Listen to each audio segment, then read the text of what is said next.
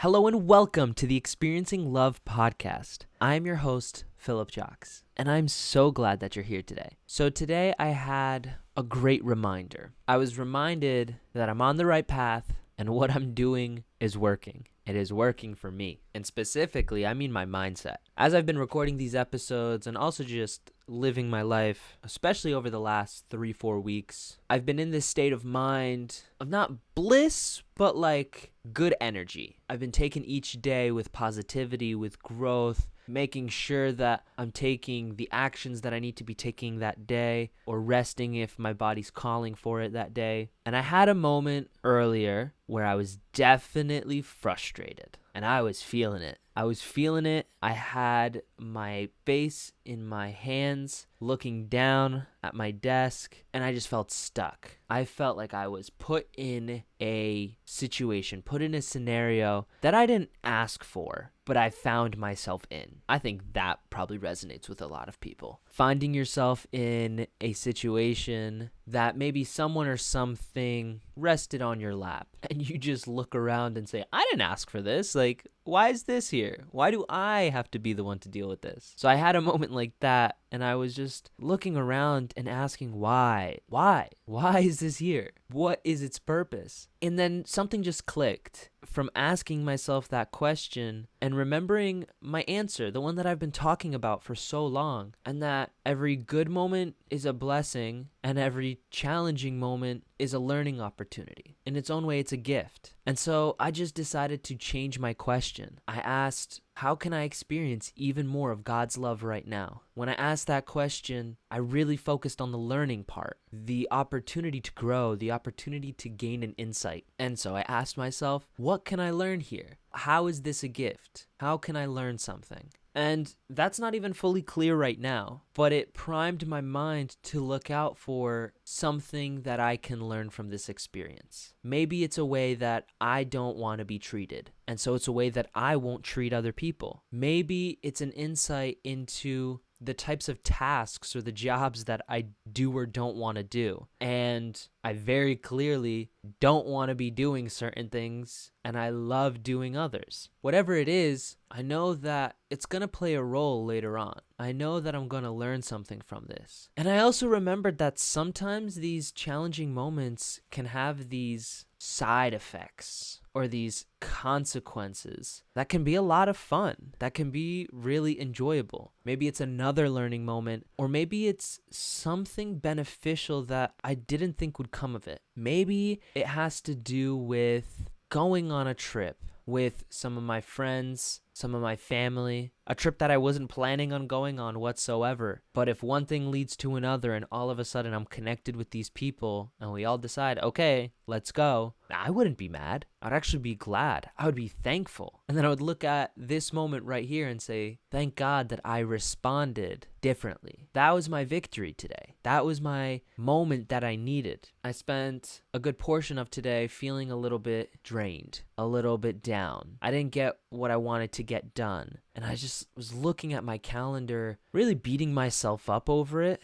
because I know that time is so valuable, especially right now. Actually, in all fairness, time is always valuable right now. I know that I have a lot to do, a lot to get done, and the longer I wait, the longer others have to wait to experience the help that I can give, experience my knowledge or experience my energy, my love, whatever it is that I'm meant to give. So I was beating myself up over that, and I think this dropped on my lap, this situation I found myself in, it dropped on my lap to almost shake me out of that mood, to really jolt my senses, and to not take it so seriously. Part of asking myself the question about experiencing even more of God's love, I also remember to just play music and have some fun. There is something subconsciously happening that as I was starting this whole problem solving, I put on music, but not just any music. I made sure to change the playlist to my peak state playlist so that I could get myself into a better state of mind. Something new inside of me to say, Philip, you're not 100% right now, so let's get you there real quick, and you're going to be a better problem solver when you do that. Luckily, I've also learned not to make decisions when I'm in that stressed state of mind. I can't remember a time where I've made the best decision when I was stressed, but I always make my best decisions when I'm in that peak state. So I got into that peak state, and it just reminded me not to be so serious. That yes, today didn't go as planned, and I'm also not a machine, and sometimes I need a break. I also acknowledge that sometimes I don't take care of my body as well as I should be, or as well as I could be. I don't want to use the word should. I don't use and take care of my body in the best way sometimes, and that could show up in the foods that I eat, or maybe choosing not to go exercise, like going for that walk or going for a run. I acknowledge that part of me. I acknowledge that that's a part of the discipline that I'm learning, and that yes, I'm making radical changes, and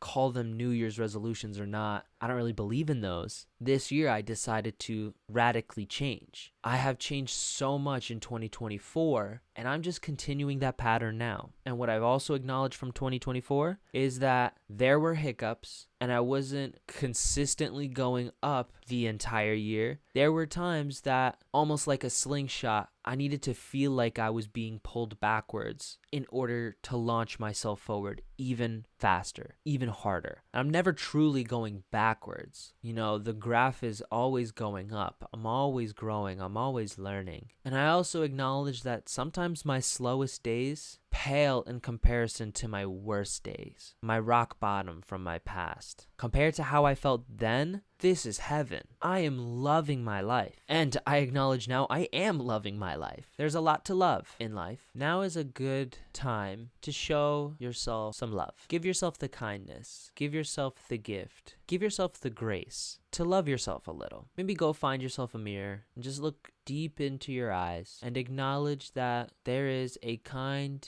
caring, and loving person behind those eyes. It's always there. And sometimes life will throw us some curveballs. Life will try to challenge us. It'll knock us down a little, maybe a lot, and it'll see if we stay down. But you're not staying down. You're getting up again and again. You're showing up for yourself. That's love. When you show up for yourself out of love, you show up for others out of love. There's people in your life that you don't even realize are being touched by your love. They don't say thank you. They might not even smile. But when you show up with love, you do something to them deep inside, subconsciously, at the level of the spirit, of the soul. And you give them a gift. You uplift them. I have no doubt that when I was feeling frustrated before, there was someone or something out there sending me love. That in that exact moment, I received the love that I needed to pick myself back up. I was down. I was dusted. And then I just got a little nudge, a little whisper. It was almost a silent, I love you. Now get up. The world needs you. The world needs the best you. The world needs you to show up not just for yourself, but for everyone. You can sit here in your frustration, in your pity, or you could be the love that you know you are. You could be the determination and the courage and the excitement that you know you are. You could be the blessing, the gift, the passion, the grace that you know you are. Show up as your best self. Your best self is always in there. We need that best self. The world needs that best self. I love you.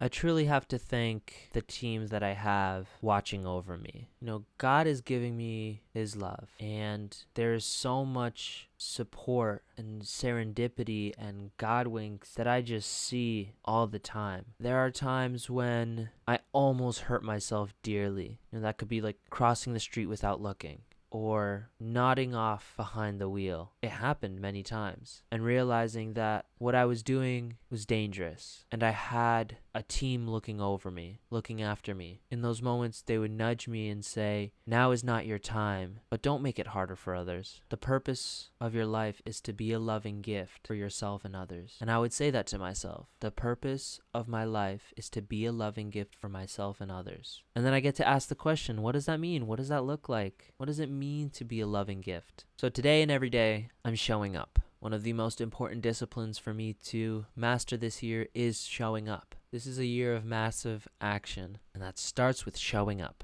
I really hope you show up for yourself today, and in turn, you show up for the world. I thank you for being here, and I hope you have a beautiful rest of your day. I look forward to seeing you in the next one.